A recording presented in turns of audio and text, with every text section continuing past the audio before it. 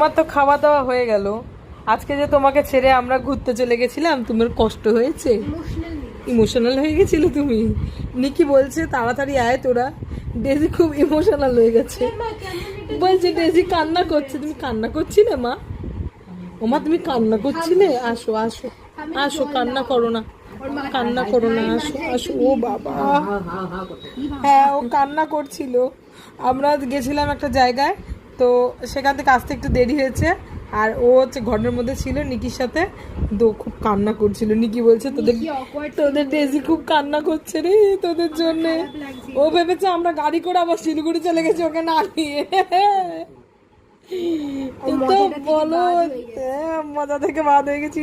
ফুরফুরানি হাওয়া খাওয়া, জানলায় বসে বল। কি বলছে? বলছে তোমাকে কোথাও নিয়ে যাওয়া হবে না মাম্মা। এত বড় কথা বলে দিল ও? হ্যাঁ অত বড় কথা বলে দিল না, ওকে নিয়ে যাবো না।